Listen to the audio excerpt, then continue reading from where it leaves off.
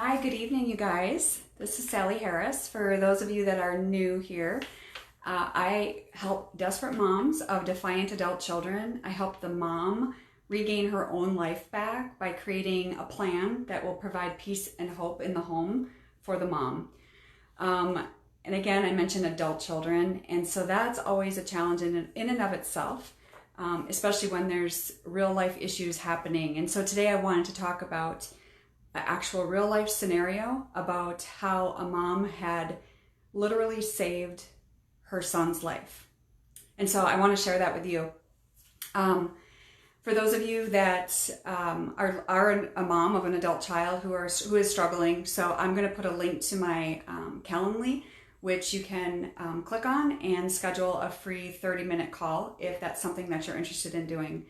So I want to start out by saying, any of you that are moms that have an adult child who's struggling, you likely have maybe seen this scenario or heard of it through friends, family, or someone else that you know. This is a very common situation with the moms that I work with. And this is a true story about a mom, and I believe the son was about 26 years old, 27. And he had become addicted to drugs. So I want to lay out the scenario for you.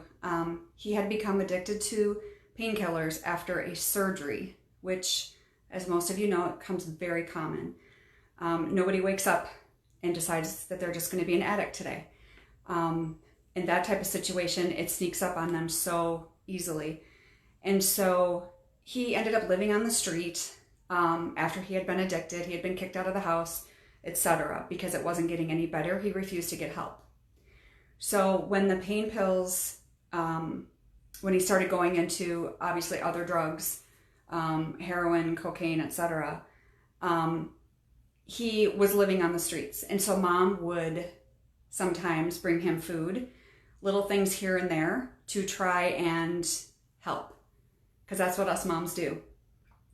And it wasn't until the mom got help to realize that she was enabling him, that's when everything changed. Not only for the mom's life, where she got peace and hope, but it also changed the life of her son. So in this case, he called her one day and said, "Mom, I have a coupon for a sleeping bag." Now, remember, he's homeless, living on the street.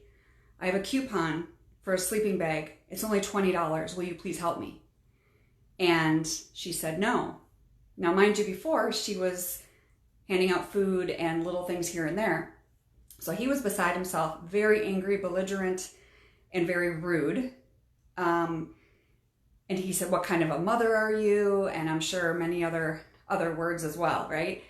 So she knew that he had to get uncomfortable. So fast forward, I don't remember how long it actually took for him to be uncomfortable enough to where he said, "I can't do this anymore. I need help." So he found a detox center and actually got clean.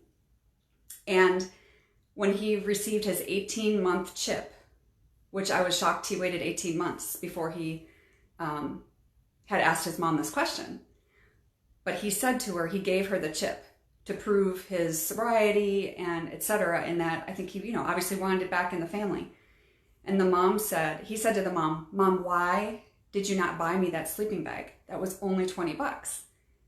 And she said, "I didn't want you to have one more moment of comfort in this life that you created for yourself." When I say created for yourself, I don't want you to think that I mean that he chose the addiction, because I don't believe that people choose an addiction. I think sometimes we don't, especially pain pills is a whole nother story. But with other drugs, I think that you really, you start experimenting and you start using and you think it's not going to catch up with you, but it does. Same with alcohol. So the mom did not want to see him comfortable, which was amazing. And he gives credit that he said, "My mom saved my life." He said, "Had she given me the sleeping bag, I probably would still be out there because I was comfortable enough to keep going the way I had been going for all that time." So my question to you as a mom is, What do you think of that scenario? What do you think you would have done in that scenario? I'd love to hear, if you want to put your comments below, I would love to hear about your thoughts on that. And ask yourself, why? So if you are that mom, are you asking yourself, is this making them comfortable? Why are you giving them the food? Why are you giving them money? Why are you buying the sleeping bag? Right? So really getting to the root of the issue of why you're doing it. And many times for moms, it is we are so afraid of them hitting rock bottom and that we would blame ourselves. But you know, there's proof in the fact that some people think, well, if I just let them live in my basement, they won't overdose. Well, that's false. They can overdose on the street. They can overdose in your basement just as easily. So we do this at their own expense. We enable them. We're creating complete havoc in the mom's life, as well as enabling them, which is creating much longer addiction, homelessness, fill in the blank. So if you're a mom and you're dealing with this, or you know of someone who has dealt with a situation like this, and they're so common, this whole scenario is so common, but I think sometimes it helps to be able to put it in context and what it looks like. And here's a guy who was just calling thinking, well, mom gave me food, it's only $20, can't she buy me a sleeping bag? And so when mom had the courage to say no, that's when everything changed for him. So I hope that helps somebody out there tonight. And again, I'll put the link below if you're interested in setting up a call.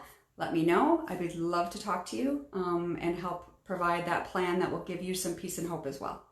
All right, thank you. Have a great night.